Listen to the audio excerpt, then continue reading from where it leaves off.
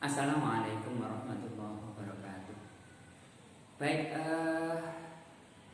bertemu kembali. Semoga pemirsa dalam keadaan baik. Kita lanjutkan belajar kita tentang logaritma. Di video-video terdahulu kita sudah mendapatkan 4 sifat atau teorema yang berlaku di logaritma. Kita lanjutkan belajar kita menuju sifat yang kelima. Sebelumnya mungkin sifat yang saya tulis di papan ini akan berbeda urutan dengan sifat-sifat yang Anda peroleh dari sumber-sumber rujukan. Hal ini tidak menjadi permasalahan. Yang penting bahwa dari sifat-sifat itu nanti bisa kita gunakan untuk menyelesaikan permasalahan yang berkaitan dengan logaritma. Seperti itu. Jadi urutan-urutan ini bukan urutan-urutan baku, tergantung sumber yang Anda ambil. Baik, setelah 4 sifat awal, kita menuju sifat yang kelima. Sifat kelima masih berkaitan kalau kita memiliki logaritma tunggal. Misalkan seperti ini.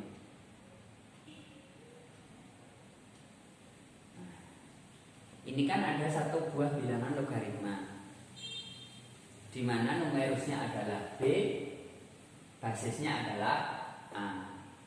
Nah, bilangan logaritma ini itu bisa kita ubah menjadi pecahan bilangan logaritma. Jadi bisa kita jadikan seperti ini. Logaritma B dibagi logaritma A. Nah, logaritma B dengan bilangan pokok A itu bisa kita ubah menjadi logaritma B dibagi logaritma A. Nah, bilangan pokoknya siapa? Bilangan pokoknya adalah bilangan pokok baru, siapapun dia. Misalkan P.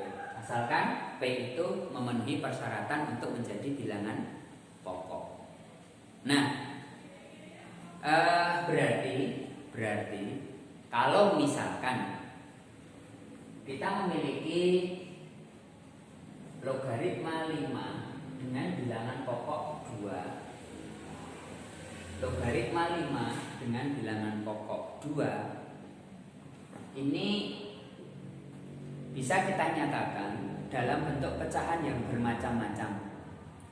Boleh menjadi seperti ini. Logaritma 5 dengan bilangan pokok 5 misalkan kita bagi dengan logaritma 2 bilangan pokok 5. Nah, yang penting antara pembilang dengan penyebut bilangan logaritma ini memiliki bilangan pokok yang sama. Nah, kalau misalkan kita ubah menjadi seperti ini, maka tentunya nilai menjadi 1/5 log 2. Seperti itu. Nah, atau bisa tetap kita nyatakan seperti ini.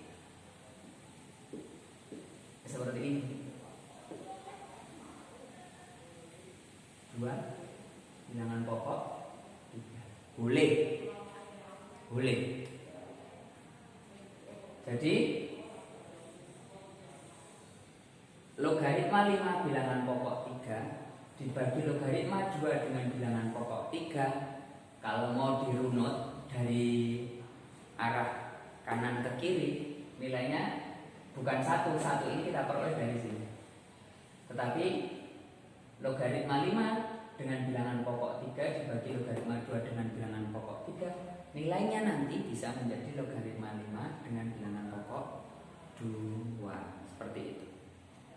Nah, sifat kelima ini mengilhami sifat yang ke-6. Kalau Anda memiliki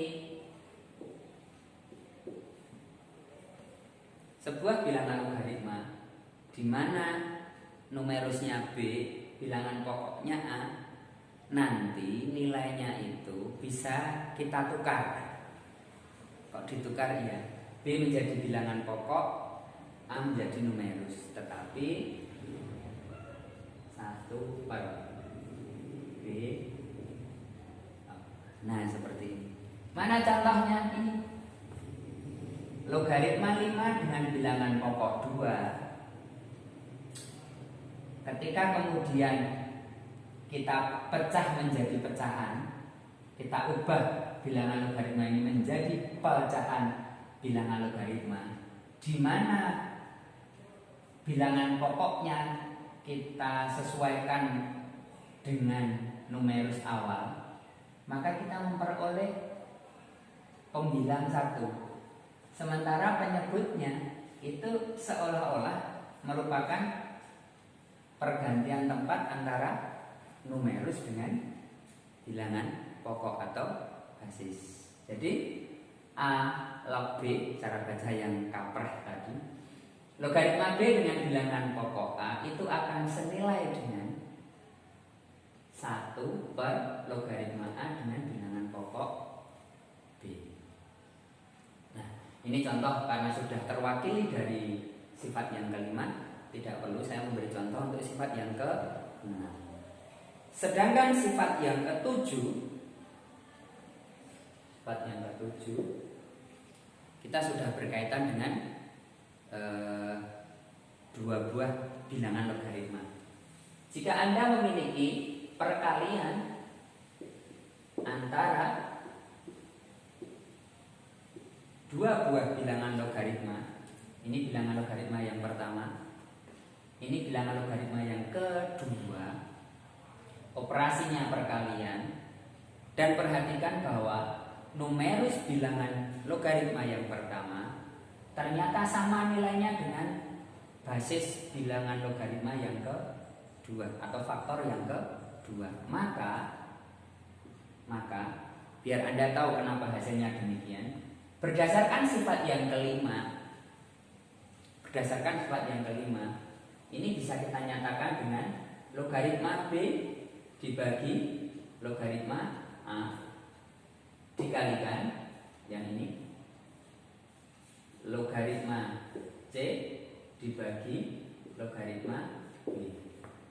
Logaritma B dibagi logaritma B hasilnya 1, sehingga penulisannya menjadi tinggal logaritma C dibagi logaritma A. Nah,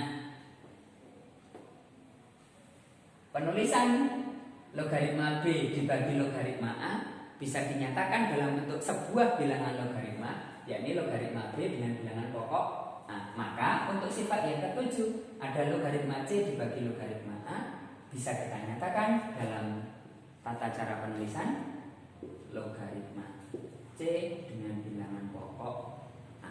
Maka inilah sifat yang ke-7, yakni jikalau ada perkalian dua buah bilangan logaritma di mana numerus bilangan yang pertama senilai dengan basis bilangan logaritma yang kedua, maka bentuk perkalian bilangan logaritma ini bisa kita sederhanakan menjadi hanya sebuah bilangan logaritma di mana basisnya adalah basis awal dan numerusnya adalah numerus bilangan akhir. Tetapi ingat, numerus bilangan awal faktor 1 sama dengan basis faktor yang kedua. Untuk contoh,